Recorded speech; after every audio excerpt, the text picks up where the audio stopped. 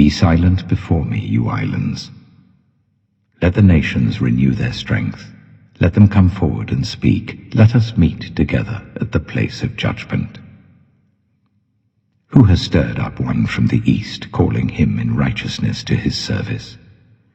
He hands nations over to him and subdues kings before him. He turns them to dust with his sword, to wind-blown chaff with his bow. He pursues them and moves on unscathed, by a path his feet have not traveled before.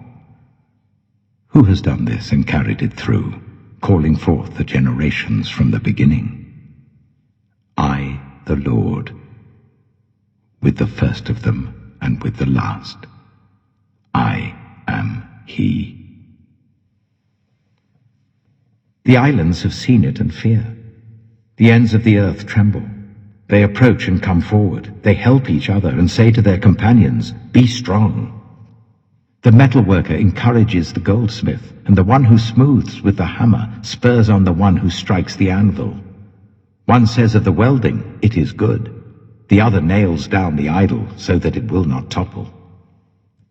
But you, Israel, my servant, Jacob, whom I have chosen, you descendants of Abraham, my friend, I took you from the ends of the earth, from its farthest corners I called you. I said, "You are my servant."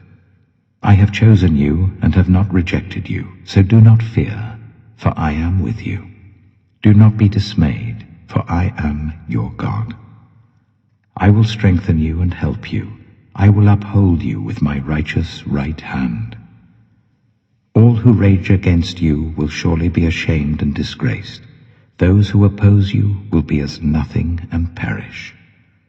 Though you search for your enemies, you will not find them. Those who wage war against you will be as nothing at all.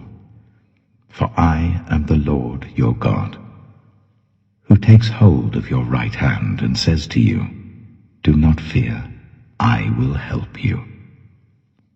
Do not be afraid, you worm Jacob, little Israel, do not fear. For I myself will help you, declares the Lord, your Redeemer, the Holy One of Israel. See, I will make you into a threshing sledge, new and sharp, with many teeth. You will thresh the mountains and crush them, and reduce the hills to chaff. You will winnow them, the wind will pick them up, and a gale will blow them away. But you will rejoice in the Lord, and glory in the Holy One of Israel. The poor and needy search for water, but there is none. Their tongues are parched with thirst. But I, the Lord, will answer them. I, the God of Israel, will not forsake them. I will make rivers flow on barren heights, and springs within the valleys. I will turn the desert into pools of water, and the parched ground into springs. I will put in the desert the cedar and the acacia, the myrtle and the olive. I will set junipers in the wasteland, the fir and the cypress together, so that people may see and know, may consider and understand that the hand of the Lord has done this, that the Holy One of Israel has created it.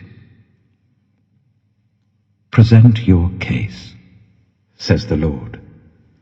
Set forth your arguments, says Jacob's king. Tell us, you idols, what is going to happen.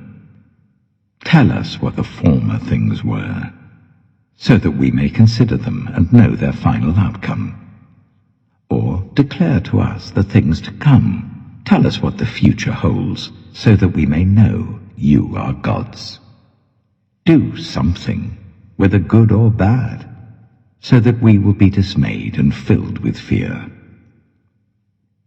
But you are less than nothing, and your works are utterly worthless. Whoever chooses you is detestable. I have stirred up one from the north, and he comes, one from the rising sun who calls on my name. He treads on rulers as if they were mortar, as if he were a potter treading the clay. Who told of this from the beginning, so that we could know, or beforehand, so that we could say, he was right? No one told of this. No one foretold it. No one heard any words from you. I was the first to tell Zion, look, here they are. I gave to Jerusalem a messenger of good news. I look, but there is no one. No one among the gods to give counsel, no one to give answer when I ask them. See, they are all false. Their deeds amount to nothing. Their images are but wind and confusion.